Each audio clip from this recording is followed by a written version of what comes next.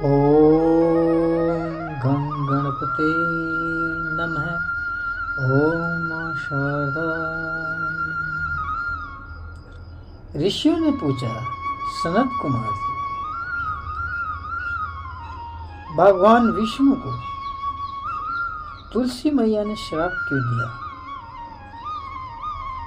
और भगवान तुलसी के श्राप से शालग्राम कैसे हुए?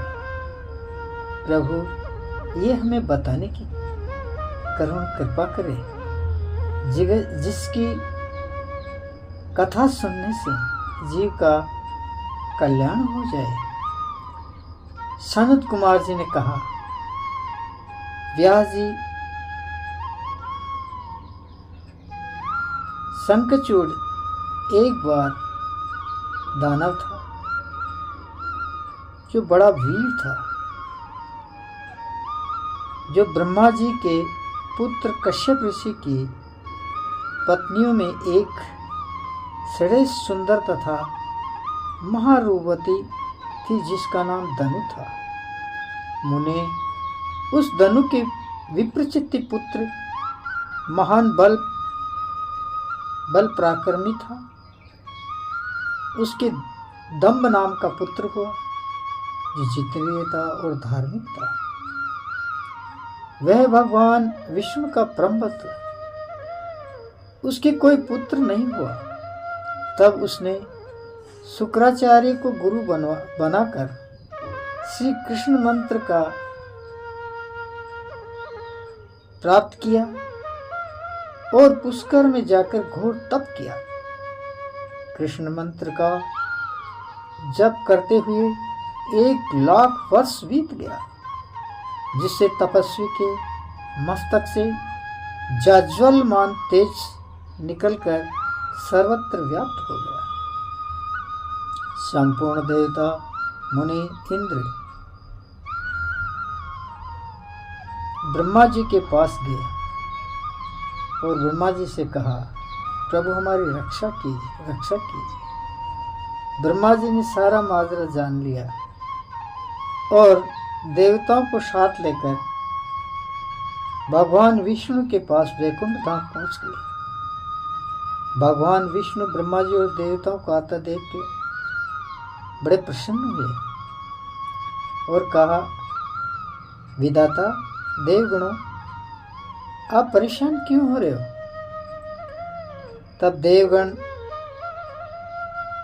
वंदना स्तुति कर और ब्रह्मा जी ने कहा, प्रभु, आप सब जानते हैं, ये देवता बहुत परेशान हो रहे हैं।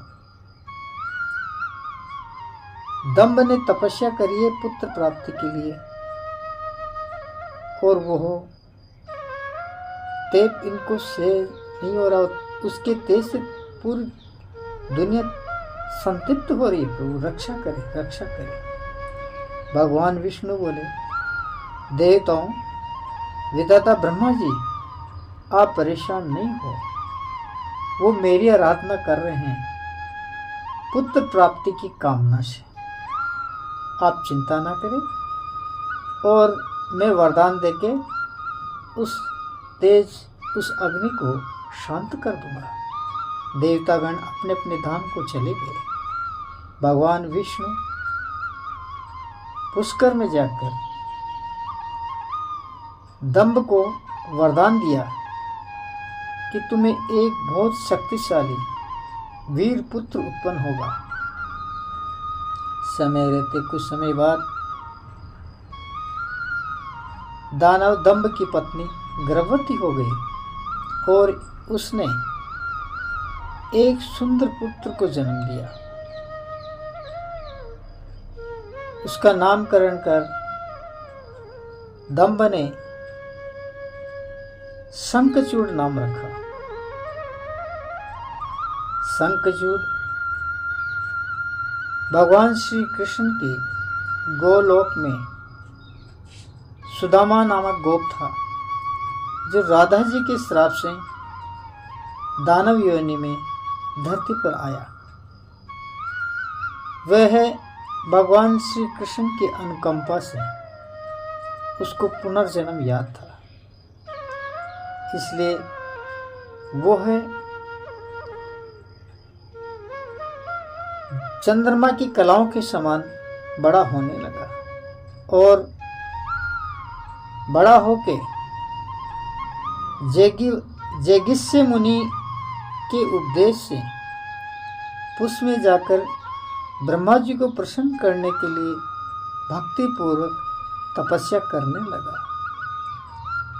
लोक गुरु ब्रह्मा जी प्रसन्न होकर शंखचूड़ के सामने प्रकट हुए और कहा, भक्त शंखचूड़, मैं तुम्हारी तपस्या से बहुत प्रसन्न हूँ, मांगो क्या वरदान चाहिए। प्रभु, आपकी भक्ति ही मेरे लिए सब कुछ है। तब ब्रह्मा जी ने प्रसन्न होकर श्री कृष्ण कवच यानी कि नारायण कवच शंखचूड़ को दिया, जो संसार में अवैध था, उसका कोई भेद नहीं कर सकते थे, और कहा, शंखचूड़, तुम बद्रिका आश्रम जाओ, वहां धर्मध्वज की पुत्री तुलसी वृंदा तपस्या कर रही है मनोकामना की पूर्ति के लिए। शंखचूड़ वहां गया, जहां बद्रिकाश्रम में जहां तुलसी तपस्या कर रही थी। तुलसी को देखकर शंखचूड़ उनके पास गया और बोला, हे देवी, तुम कौन हो? तुलसी ने बोला, मैं धर्मध्वज की पुत्री हूँ तुलसी। मैं यहाँ मन की कामना की पूर्ति के लिए तपस्या कर रही हूँ। तपस्या करना ही मेरा काम है। शंखचूड़ बोला, तपस्या करनी चाहिए, आप अति सुंदर और संसार में पतिव्रताओं में अग्रणी हो। तब तुलसी ने कहा, नारी तो एक जंजीर है, बंधन है, जो इंसान को जकड़ लेती है, और जो पुरुष नारी के अधीन हो जाता है वो किसी भी धर्म कार्य में सफल नहीं होता है, उसके हाथ निष्फलता ही हाथ लगती है। इसलिए नारी को सर्वोच्च मान के उसके अधीन रहने वाला पुरुष कभी धर्म कार्य में सफल नहीं हो सकता। इसलिए तुम भी अपने रास्ते जाओ और मैं अपने काम कर रही हूँ। तब उसकी वचनों से प्रभावित होकर शंखचूड़ ने कहा, देवी, आप सतियों में अग्रणी हो। नारियां भी बहुत है जो बहुत पतिव्रता और सतवंती है, तुम भी उनमें से एक हो। ये वचन सुन के तुलसी बहुत प्रभावित हुई और उसने विश्वास किया कि ये महान तपस्वी है, ये स्त्री के मोह में नहीं है। ये सोचकर उसने बातें चली रही थी, इतने में ब्रह्मा जी आ गए। ब्रह्मा जी आकर बोले, वत्स शंखचूड़, तुम तुलसी से क्यों बहस कर रहे हो, वृंदा से क्यों बहस करने में समय निकाल रहे हो? ये भी संपूर्ण है, सुंदर सुशील और पतिव्रता है, तुम भी पुरुषों में पुरुषत्व रत्न हो, इसलिए इसके गांधर्व विवाह की विधि के अनुसार इनके साथ तुम विवाह कर लो और इनको पत्नी रूप में अपना लो। ब्रह्मा जी की बात सुनकर शंखचूड़ अत्यंत प्रसन्न हुआ और तुलसी भी प्रसन्न हुई। ब्रह्मा जी की आज्ञा के अनुसरण में शंखचूड़ ने धर्मध्वज की पुत्री तुलसी से विधि पूर्वक गांधर्व विवाह करके और अपने घर पे आ गया। तुलसी और शंखचूड को घर पे आए देखकर समस्त ग्रामवासी और दानव बहुत प्रसन्न हुए। शुक्राचार्य भी वहां आए और शुक्राचार्य को साष्टांग प्रणाम करके दोनों ने शुक्राचार्य का, तुलसी वृंदा ने, शंखचूड ने शुक्राचार्य का आशीर्वाद लिया। शुक्राचार्य ने वृंदा, तुलसी और शंखचूड को पति पत्नी रूप में देखकर बहुत प्रसन्न हुए और उनकी शूरवीरता तथा तेज को देखकर शुक्राचार्य ने दैत्यों दानवों का अधिपति नियुक्त किया और दानवराज शंखचूड ने गुरु शिक्षण में समस्त लोकों पे विजय प्राप्त की। स्वर्ग लोक, पाताल लोक, नाग लोक, गंधर्व लोक, पृथ्वी लोक, चाहूं और विजय प्राप्त कर और सबका अधिकार अपने हाथ में ले लिया। देवता बहुत भयभीत होकर घबरा के ब्रह्मा जी के पास गए। ब्रह्मदेव, हमारी रक्षा करो। शंखचूड ने समस्त अधिकार छीन लिया और हमें स्वर्ग से निष्कासित कर दिया। ब्रह्मा जी भगवान विष्णु के पास गए। विष्णु के पास आए देखकर समस्त देवताओं विधाता को देखकर भगवान विष्णु श्री हरि बोले,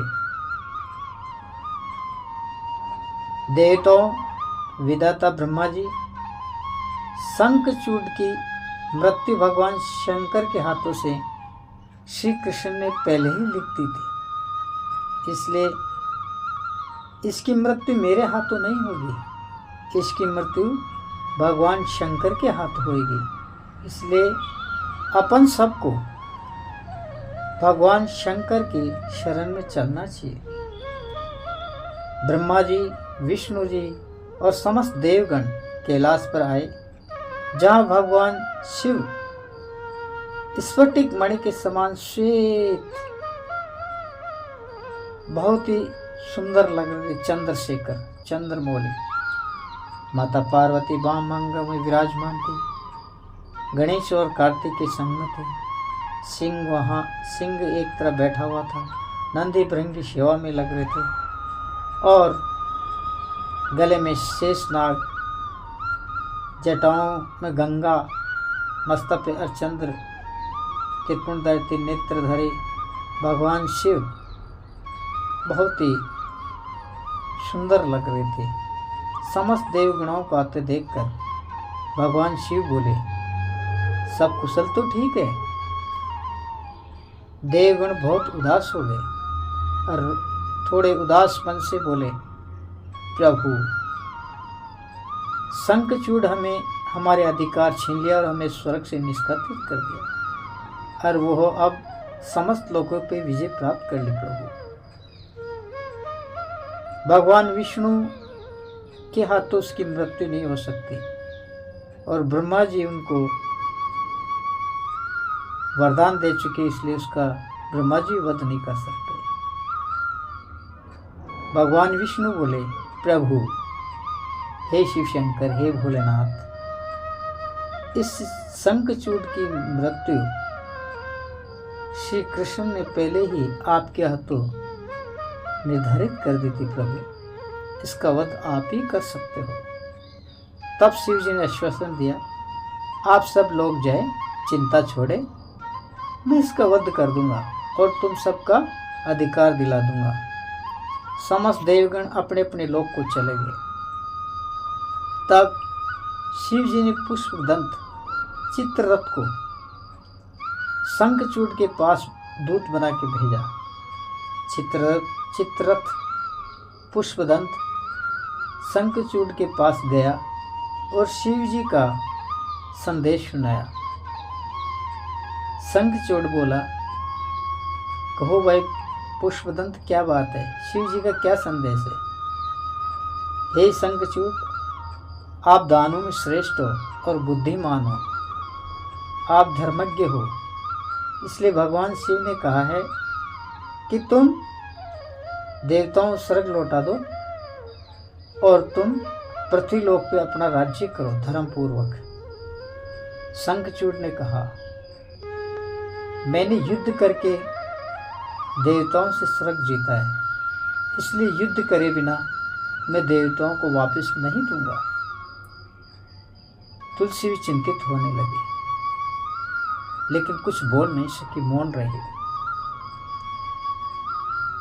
पुष्पदंत चित्ररथ कैलाश आके शिव जी से कहा, प्रभु, शंखचूड़ ने देवताओं को स्वर्ग लौटाने के लिए मना कर दिया। उसने कहा कि युद्ध में जीतकर ही मुझसे प्राप्त कर सकते हैं। तब भगवान शिव ने समस्त देवगणों को सेना तैयार करने की आज्ञा दी और युद्ध के लिए कुछ करने का निर्देश दिया। समस्त सेनाएं, देवगण जितने भी थे, गण, वीरभद्र, नंदी भृंगी जितने भी थे और माता काली भी, स्वामी कार्तिक, गणेश, सब अपने अपने वाहनों से शंखचूड़ से युद्ध करने के लिए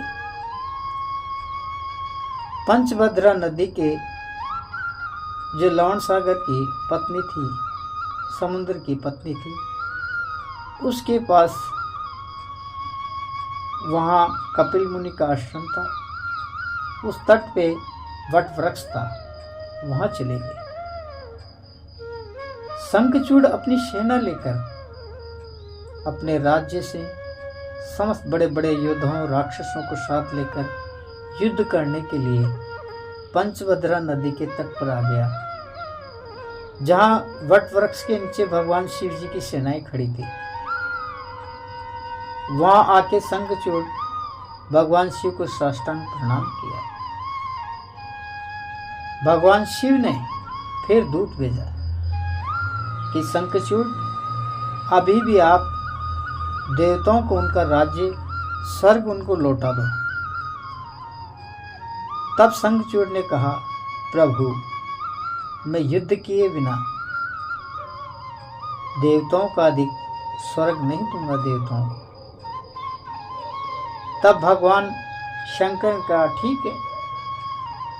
भगवान शिव और शंखचूड़ के साथ युद्ध होने लगा और आपस में इतना भयंकर युद्ध प्रारंभ हो गया, ये देवता लोग भी घबरा गए कि आखिर होगा क्या।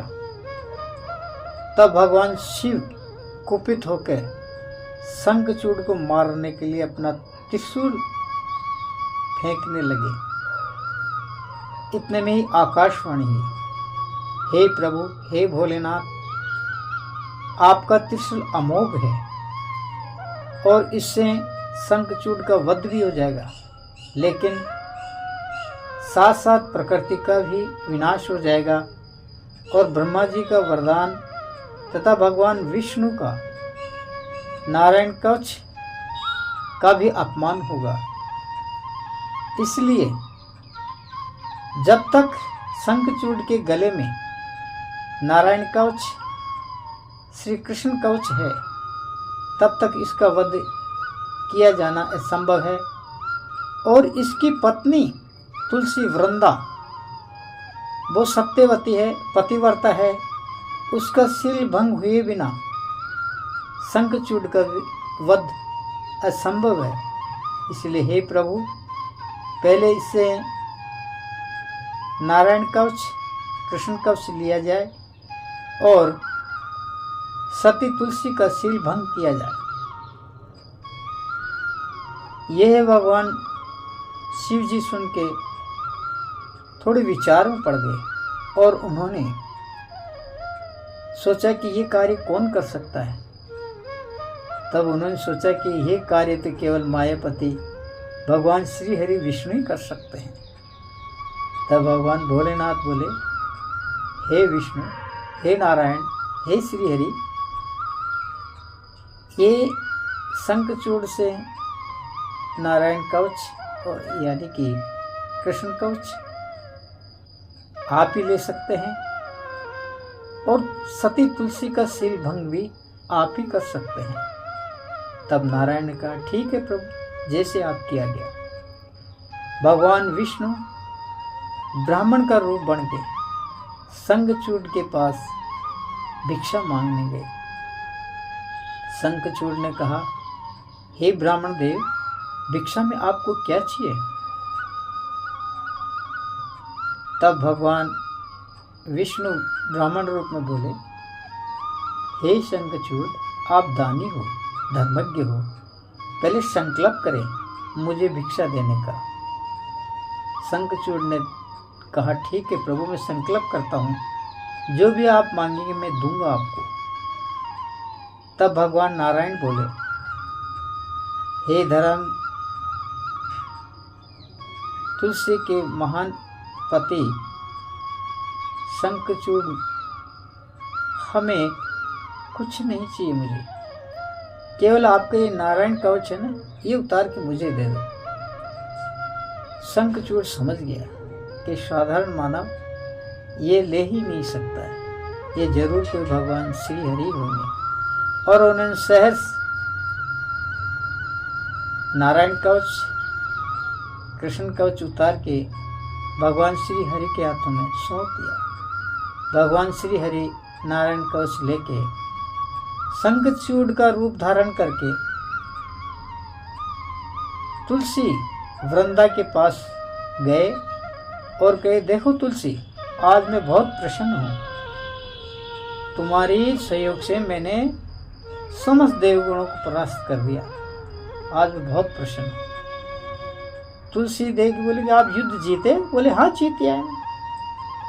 तो ठीक है, तुलसी आरती लेके आई तो आरती अपशकुन हो गया। ये क्या हुआ? फिर अंदर लेके गई। जब रात हुई तब भगवान श्री विष्णु ने तुलसी के पास सहवास किया तो तुलसी को अनुभव हुआ, ये तो मेरा पति नहीं है, ये तो और कोई है।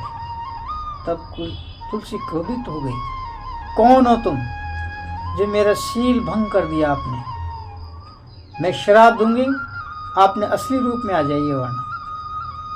भगवान नारायण तुलसी की बात सुन के, उनकी बोली सुन के अपने नारायण स्वरूप में प्रकट हो गए।